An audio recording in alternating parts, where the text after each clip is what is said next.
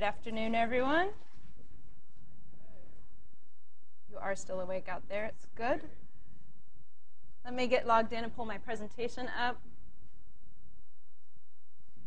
While I do that, if you would like to go ahead and visit this same site, I don't know if you can see the URL, but I'll say it out loud a couple of times too. This is the site that we'll be playing on during the session today. The site is moodle2test.teppic.net. And I'll say that again. It's moodle2test.teppic.net. I'm sorry? Sure. I'm going to finish typing my password in first, but it's part of my problem here.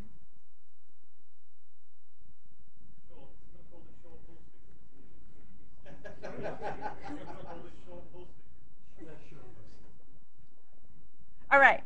So the URL one more time is Moodle, Moodle. I don't know how many times I've seen it with extra D's and extra O's and yeah. Moodle2test.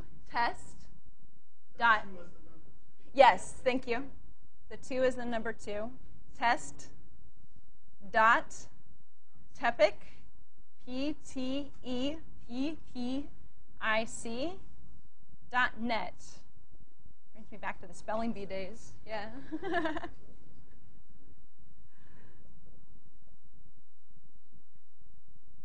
Okay. So, let me get into, let's see.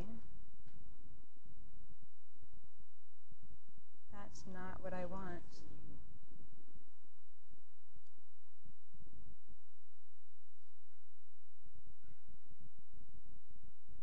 The navigation's not, there we go.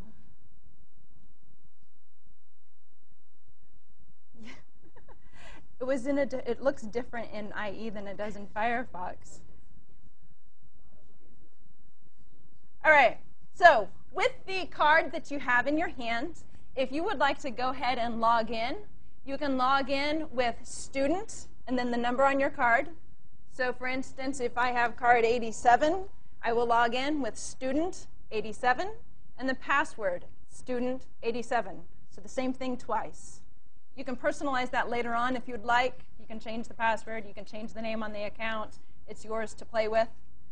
It'll give you access to this course that we're using today, and it'll also give you access to the best practices sessions that I'm doing later today. I'm going to enlarge that just a bit so you can see better.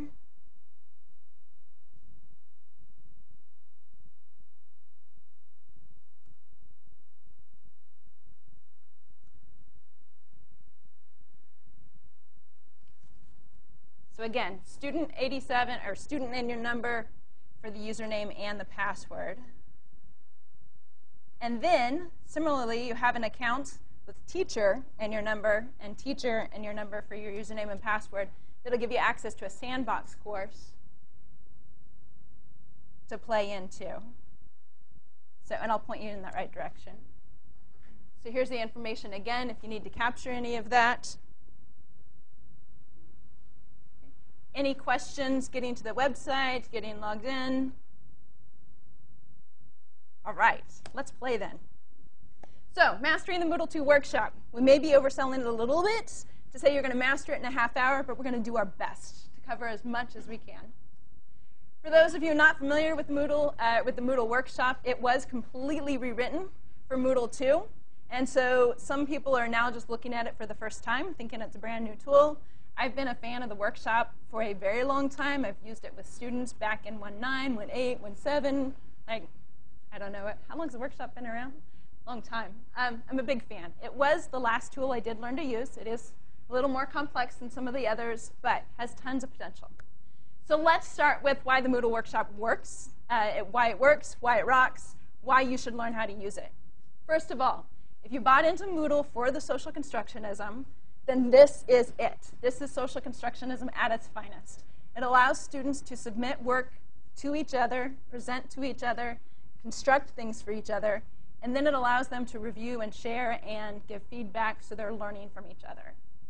It also allows you to do facilitated peer review. I used to do this with paper and pencil with my students in middle school math. I would say, here's some rubrics, go grade these projects, turn them all back in.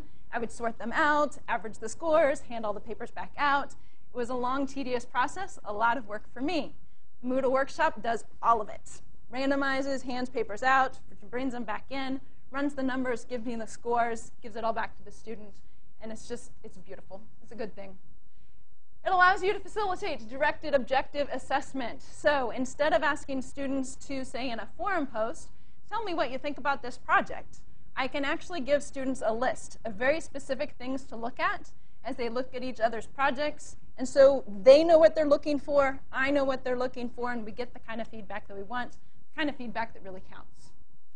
And I can give a grade for submission and a grade for review. So I don't have to worry about the student who's going to unfairly grade one of their peers because they don't like them or because they're their best friend, because they can get a grade for the grade that they give the other students. So a grade for the work they actually submit and a grade for how they do in the reviewing process. Automation, I mentioned, it's wonderful, facilitates the whole process, and it gives you the option in Moodle to deliver rubrics or grade things with rubrics, which without plugins you don't get anywhere else. How's it used in real life? How have I used it? I've used it to allow students to submit projects and students to give each other feedback. I ask students to submit entries to the glossary. Sometimes the rating scale in the glossary is enough to give me all I need, but sometimes I want more feedback. I want them to look for very specific things and give feedback that way. So I've connected the glossary entry, I should say I have students submit a link to their glossary entry and then have the students evaluate that. Students can do peer review of essays and written work, so they can give each other feedback on their essays at any point in the process. It could be an iterative process if you'd like. You can do reflection on teammate contributions. I have students in my, I teach a graduate course, students work in teams. Partway through their team collaborative process, I have them evaluate each other as teammates. You know, is this person contributing? How are they contributing? Are they coming to the meetings? That sort of thing. So it really works well for that. And then presentation critiques. So suppose if I was good, I could have given you a workshop today to critique my presentation. And you could use that whole process to facilitate that. Okay. So let's see it in action in real life. This is the same information I gave you before, so hopefully you're already there. So once logged in as that student account, you should see a course on the front page that says Mastering the Moodle 2 Workshop Module. Go ahead and enter that course if you haven't already. Is there anyone that does not see that course? All right, so once in this course, then you will find in topic 1 a workshop for you. So this is a sample workshop that we're going to use and walk through in this session today. And I've set this up so it's already in the submission phase. I'm going to go ahead and click on this. Oh, I lied. My goodness. This is what happens to me the workshop. I forget to set it in the right phase. All right. It should be in the submission phase now. So when you as a student go to see this workshop, you will see the instructions for the workshop, what it is I want you to submit, and a submit button at the bottom. I see the same thing from the teacher's perspective. This is exactly what the students would see and what you all should see. Here are my instructions for the submission. It tells the students exactly what it is I want you to submit. So if you have a computer and you're on the internet, I need at least a couple of guinea pigs to make this work. And then there's a submit button down at the bottom. The neat thing about the workshop is that I can use this like an online text assignment, or I can use it like upload a file. So I can allow students to write their response right in line, or I can allow them to upload files, multiple files even if I'd like. So again, very specifically lists what it is I want the students to do, and they'll hit submit and they'll submit that response. Questions to this point as people are making that submission?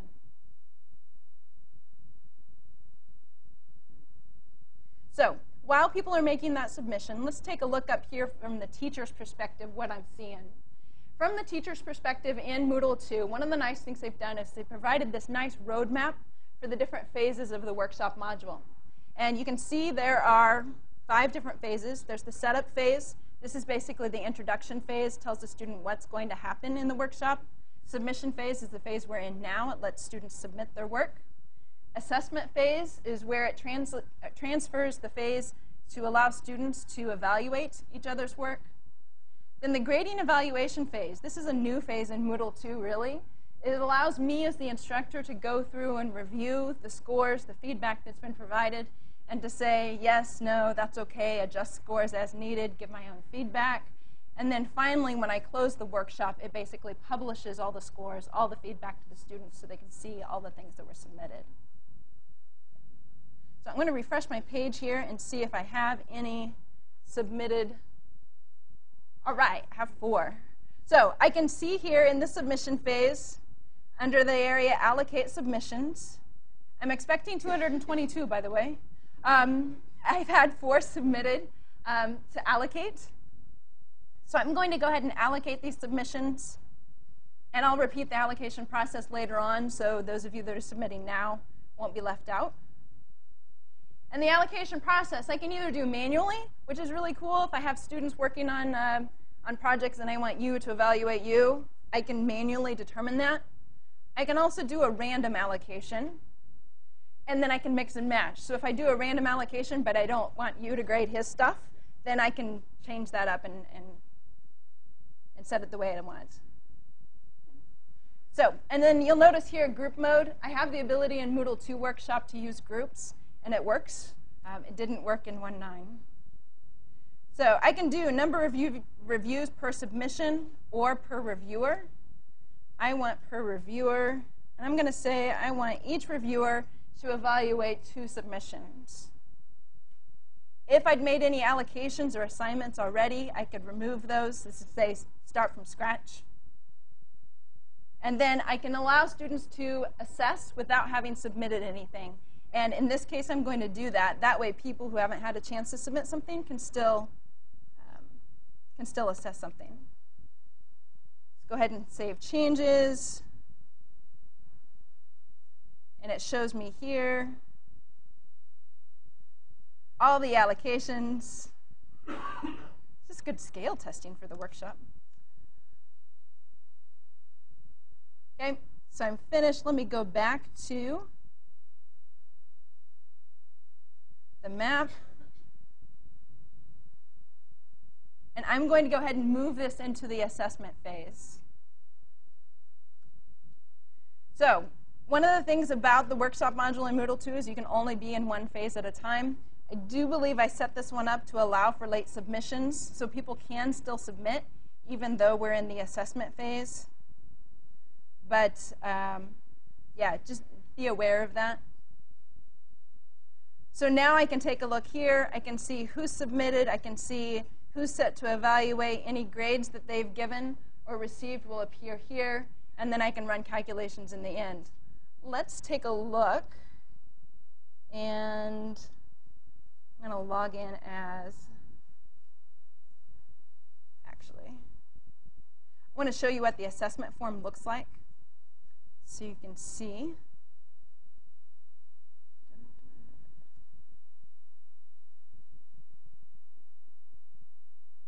So in this assessment, I opted to use the number of errors, which if you used Workshop before, this is similar to error-banded, the error-banded option. And the assessment form looks like any other Moodle document that you might create. I'm going to show the preview here.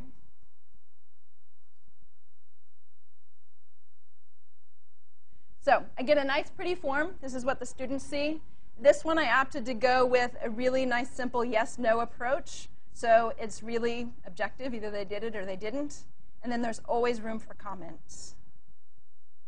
And again, the students will fill this in. They'll submit it. After I go through the calculation or review the grades phase, then all of this feedback is provided back to the students. All the scores are calculated, averaged together, and I can throw mine into the mix and weight mine however I'd like. If I want my grade to be worth 3 times the students' grades or the students' feedback, I can do that.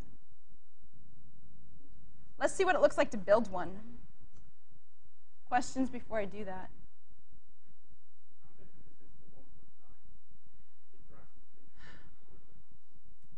There were a few things that got me. One of the things that got me, for instance, the first time I was using it is I did the allocation, and then I forgot to hit the light bulb to move it to the assessment phase. Because in my head, like, oh, I've assigned everybody, here's what it is they need to grade. In my head, I was done. But it's still in submission phase until you click the light bulb for the assessment phase. The structure, the concept is similar. There are a couple of things that we've lost in the workshop, and I've got that on a slide here at the end that are gotchas. And in this course, some of the things that we've lost, I've submitted as tracker issues. So I'm going to plea that you guys all go visit those tracker issues and vote and say, this is really important. Michelle says it's really good stuff. We want this. Right? So, some of these, again, I've used the workshop for a long time. It worked for me in 1.9. Yes, it was a little complex, and it had its issues here and there. But I'll tell you honestly, the course I'm teaching this semester, I've used it 3 or 4 times already. At this point, the person I'm co-facilitating with, we have about 5 weeks left in the course. And we said to each other the other day, we can't do any more workshops. The one issue I'm running into that's really killing me is the workshop only allowing one phase at a time. And if you look at that tracker issue, it explains the issue I'm running into. That doesn't mean it's broken for everybody. Maybe we have a special circumstance that's not working well for the online, distance, expanded over time kind of environments. I think blended environments, this issue may not be so much of a big deal. But take a look at it. And please don't let that one issue scare you away from trying this at all. It's a really good tool. And if nobody's using it and nobody votes for it, then that's all the more reason for them not to fix it. So, all right. So if you want to follow along from the teacher's perspective, you can log out of your student account, log in with your teacher account. So teacher and the number for your username and password. When you log in with those teacher accounts, you'll have access to a sandbox course. If your number is between 1 and 50, then please log into just the regular sandbox. If your number is between 50 and anything else, log into sandbox 2 so that we have enough room for everybody to create their own workshop. So, and if you're student number 1 or teacher number 1, build in topic 1. If you're number 2, build in topic 2. And if you're in sandbox 2, 51 builds in topic 1. Is that making sense? All right, so let's take a quick look at the workshop building. And we're not going to walk through every single setting. A lot of them are pretty self-explanatory. I'll talk about the ones that are really, really a big deal. So the first item on the list is the workshop name. This one we can probably handle, right? I'm going to call this the session workshop. The next field is the introduction. This one took me a little bit to figure out where it's going and when it shows up. The introduction only shows up in the setup phase of the workshop. So once I move into submission phase, students never see this. Now, the way I deliver my courses and the way I build things, I don't open things until I'm ready for students to do them. So at no point do my students see this introduction. We go straight into submission phase. So in that case, what I do is I copy the exact same information in the introduction and in the submission phase to make sure they have all the information they need. So instructions go here for prior to submission.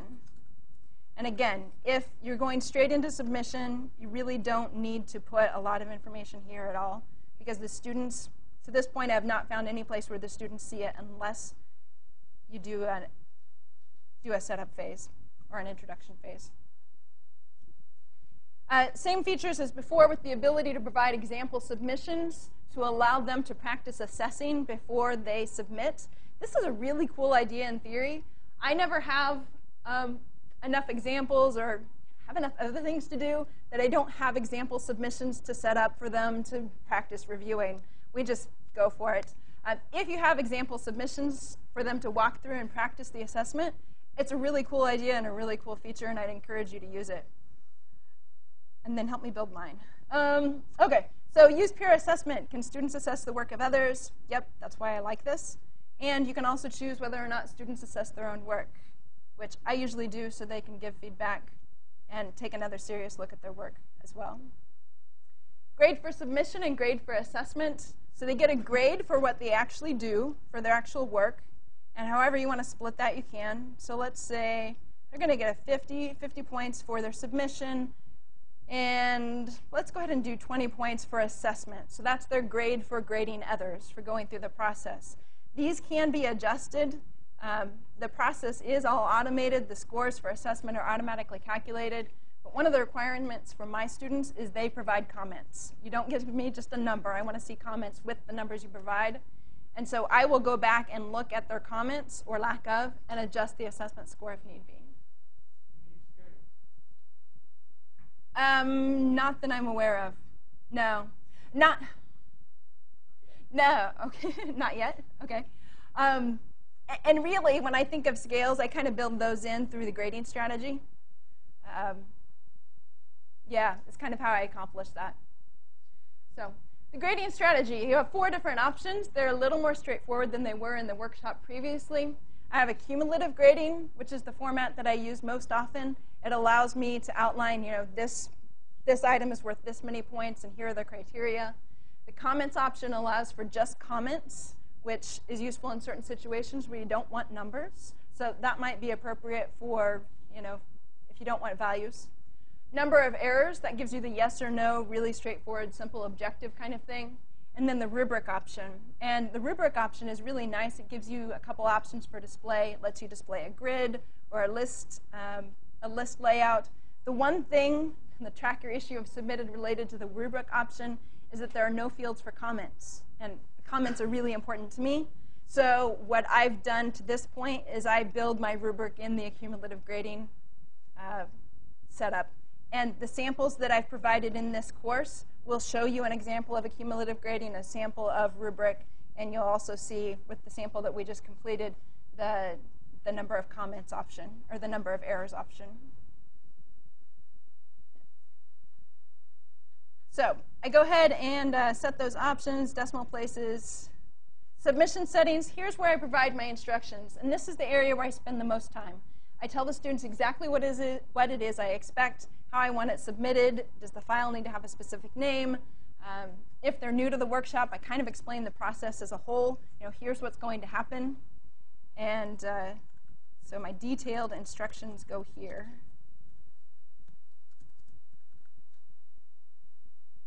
And you saw that in the sample that you were completing. So you can choose whether or not they need to submit attachments, how many attachments you want to have them submit, allow submissions after the deadline. And then you have the area for assessment settings. This is where you provide instructions related to assessment. And for this, I usually keep it short and sweet. Click on the Assess button down below the submissions, grade. That's basically what they're going to do, unless I have any unique instructions for this workshop or for this process.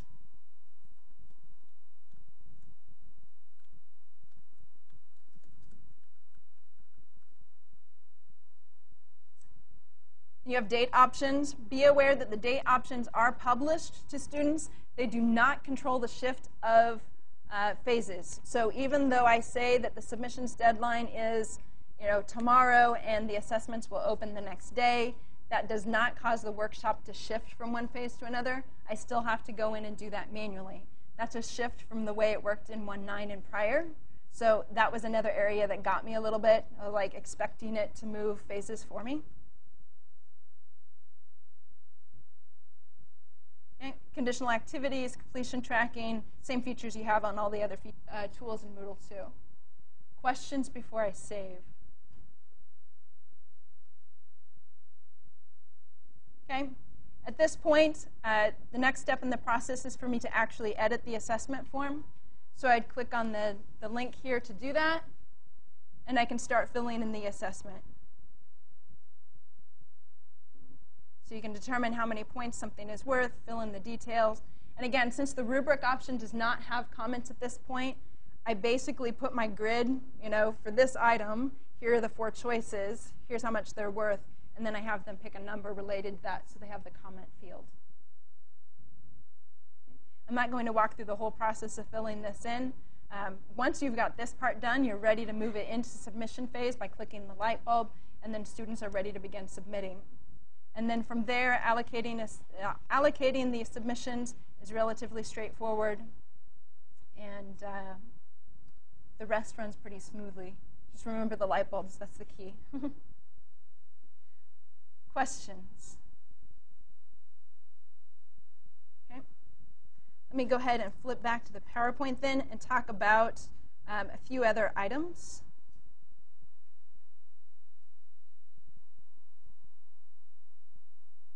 So, workshop gotchas, things that are giving me a hard time. Only one phase at a time, like I mentioned, and I did submit that tracker item. I think the biggest problem for me with the one phase at a time, I was talking through this with Tim this morning, is that we're stuck in the assessment phase until everyone's done assessing. And I can't release feedback until everyone's finished assessing, or I have to choose to leave people behind, which, maybe sometimes you have to. But, yeah, I can't. If I spread the workshop assessment period over a time frame, I can't say, oh, you're done with your assessment now, you get to see your feedback. These people haven't finished their assessment, they don't get their feedback yet. It's all or none. Everybody has to see their feedback at the same time. Phases don't switch automatically, and I think the biggest problem there is it's a loss of functionality that I had before, right? I'm used to it, and it's just annoying to have to go in and click one button. Okay, today's the day I want to move it to the assessment phase. I'm going to log in and click that one button. So, and then the introduction and rubric are not visible to students. And the introduction, again, is not visible to students anytime after you move into the submission phase. So there's a very limited period in which it is visible. There are good reasons to use it in that setup, but I would like to have it visible or accessible all times. And then the rubric. In prior versions of the workshop, the rubric was visible to students right from the get-go. So they could see exactly how they were going to be evaluated, what the criteria looked like. In this version of the workshop, I've not found any place where the students can see the rubric before they actually do the assessment. So they're submitting their work before they have any idea of how they're being evaluated. What I've done in this case is I've actually made a copy of the rubric, attached it as a PDF to the submission instructions, so the students can see how they're going to be evaluated. Now, with that said, there are some wins with the Moodle 2 workshop. First of all, the gradebook actually picks up the grades from the workshop. In 1.9, we lost that functionality as they changed the gradebook. The grading evaluation phase is nice. It gives me the option to go through and evaluate grades and change scores if need be before releasing them to students. Now, in the past, I've never found it a problem to automatically release those grades, but it is nice to have the option. Manual and random allocation, I really like. Phase transparency for students is good. I found in this course with these students that I've had fewer questions from students about how the workshop works, because they see the same grid at the top of the page that I do. So they can tell me, hey, Michelle, you forgot to change it from submission to assessment phase. I can't assess anything. Ah, okay, let me go click the light bulb. So it's been easier in that regard for students. And then the compatibility with groups, I really like that too, having that functionality back. All right, so with that, here's my email address. You also have it on the card. And a couple different websites you can visit. RemoteLearner.net is our primary website that has all the information about our training options and things like that. And then Tepic.net is now Remote Learner UK. Many of you may already know Sean from Tepic, and we're pleased to be working together with him. And their site will soon be remotelearner.co.uk. Have the same information that you can now find on remotelearner.net. So if you have any questions, we have a booth downstairs too. Or if you're playing with the workshop and you have questions, I'll be at the booth all day tomorrow, and you can come by and pester me. So, thanks. Can I just ask about the upgrade from 1.9 to 2? You can ask. How much do they break? How much do they break? It depends on what you have, really. I don't work so much on the technical side as I do on the instructional side. I've done, let's see, the site that I used to teach my course, my graduate course, that upgraded pretty seamlessly. I found a few things here and there where role changes, role permissions that I'd set didn't carry through. Just little odd stuff here and there. I think what I would say in general to people is you really need to take a closer look at your courses after you upgrade to 2.0 if you're doing that anytime soon than you would have after any other upgrade. But I think really at this point the biggest issues you have to look at, theme and plugins, modifications. You know, those are the things that'll cause you pain. But the workshops move reasonably. No. Oh, yes, that's a really good question. No, there is no. When I upgraded my courses from 1.9 to 2.0, I lost my workshops, so I had to go back and rebuild them. Yes, because there's no compatibility between the two that's completely different. I mean, they rebuilt this one from the ground up. So I had one window open, copy, paste, copy, paste. Yeah, unfortunately.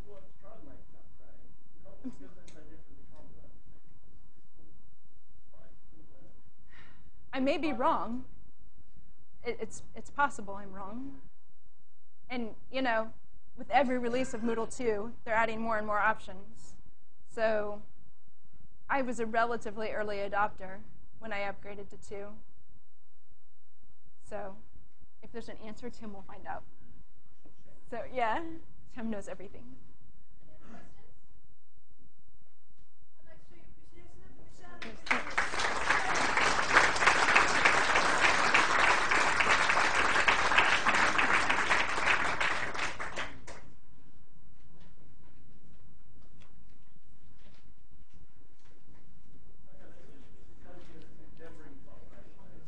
Say it again. Oh. Got it.